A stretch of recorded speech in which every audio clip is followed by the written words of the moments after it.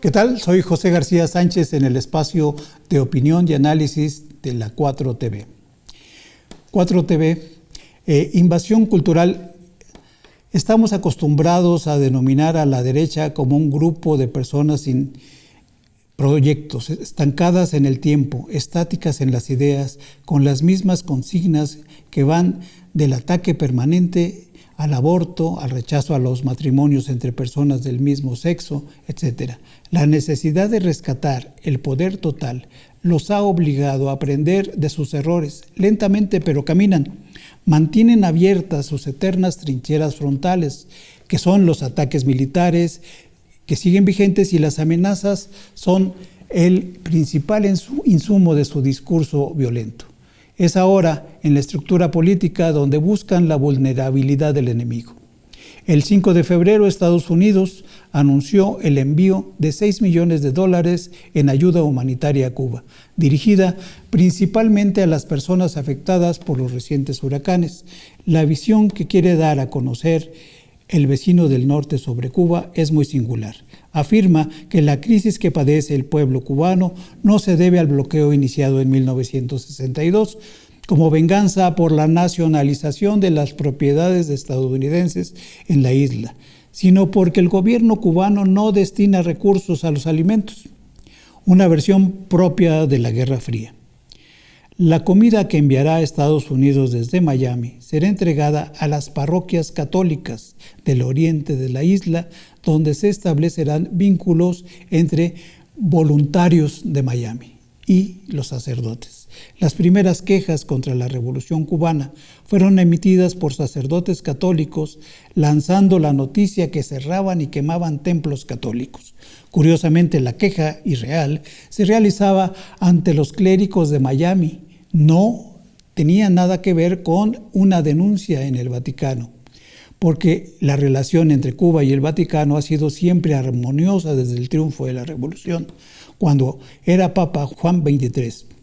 El Papa Bueno, quien envió este mensaje a Fidel Castro a través del embajador cubano en el Vaticano, Luis Amado Blanco. Embajador, diga de mi parte a mi hijito, Fidel, que resista, que el Santo Padre ora por él y por Cuba. Fidel estudió parte de su educación básica en un colegio lasallista y posteriormente en el Colegio de Dolores, de fuerte influencia jesuita.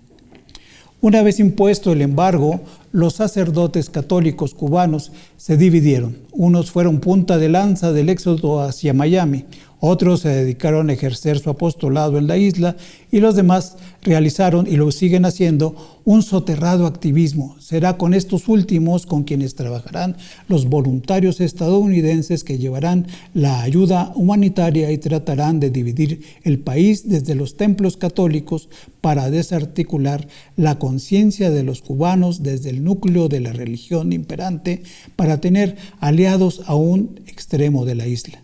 En Venezuela, otro caso, operan de una manera similar, tratando de dividir la estructura del gobierno. La información que surgió desde Estados Unidos, afirmando que la entonces vicepresidenta Delcy Rodríguez, ahora presidenta, había traicionado a Nicolás Maduro para ser entregado a los militares gringos y cobrar la recompensa, permeó en los medios de todo el mundo. Una mentira que trató de instalarse en la visión del planeta a través de los medios y sobre posibles traidores de la revolución bolivariana, pero sobre todo tratando de manipular la visión de los venezolanos, quienes en ningún momento consideraron que esto fuera posible. Es decir, querían destruir el chavismo desde su centro neurálgico como parte del secuestro del presidente Maduro. La intención es llegar al epicentro de las convicciones más profundas para dividir y desgastar al enemigo. Se trata de una estrategia de comunicación, pero también cultural, que es una de las invasiones más sutiles y eficaces del vecino país del norte. Recordemos el clásico libro de los 70 del siglo pasado, Para leer al Pato Donald, de Ariel Dorfman y Armand Matelar, quienes dan cuenta de esta penetración cultural que tiene como objetivo manipular desde la infancia a los latinoamericanos. La derecha no descuida frente alguno para asestar una derrota final a la izquierda.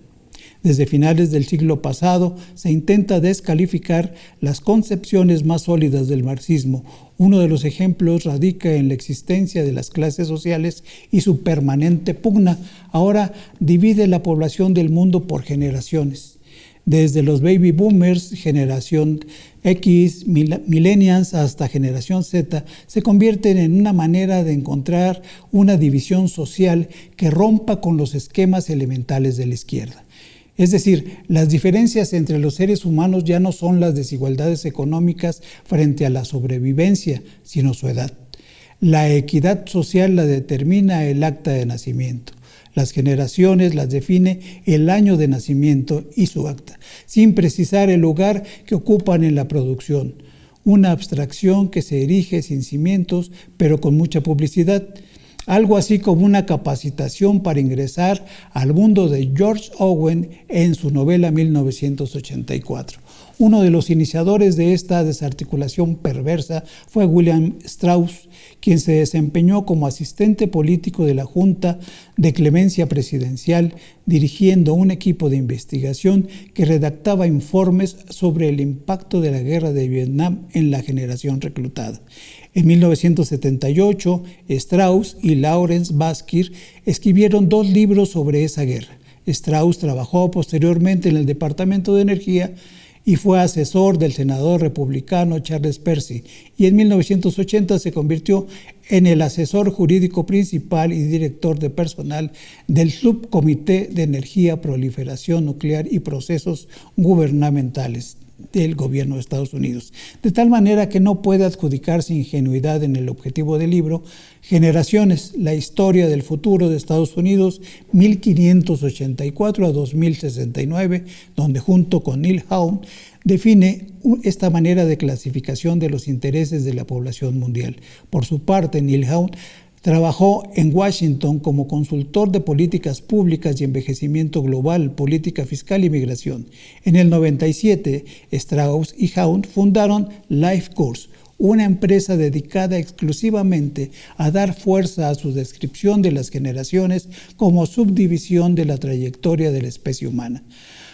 Como presidente de Life Course, Neil Hound ofrece actualmente consultoría gratuita en marketing personal y asuntos gubernamentales a clientes corporativos y habla sobre las personalidades colectivas de las generaciones actuales. En su libro, sentaron las bases de la teoría generacional Strauss-Hound, identificando patrones recurrentes en la historia estadounidense y categorizaron basándose en un ciclo de aproximadamente 20 años en el que las personas comparten creencias, comportamientos y muchas otras cosas. Millennials, a partir de 1982, generación X, define la generación nacida entre 1965 y 1980.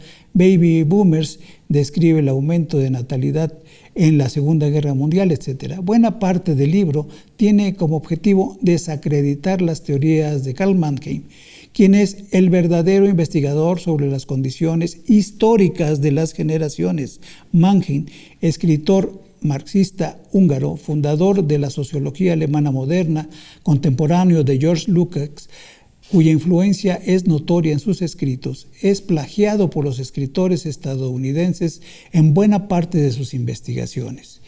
En 1920, Karl Mannheim sentó las bases históricas modernas de su tratado El problema de las generaciones, que explica cómo las personas de edades similares son influidas por eventos históricos. Así, con la maquinaria publicitaria necesaria, parecía que Strauss y Hound, que descubrieron un proyecto de estudio de la población mundial para desarticular la conciencia de clase y para desaparecer de un plumazo las clases sociales y su interacción permanente en el capitalismo. Para la derecha, cada palabra que provenga de la izquierda será un enemigo a vencer, y todo concepto que provenga del marxismo significa una guerra por iniciar.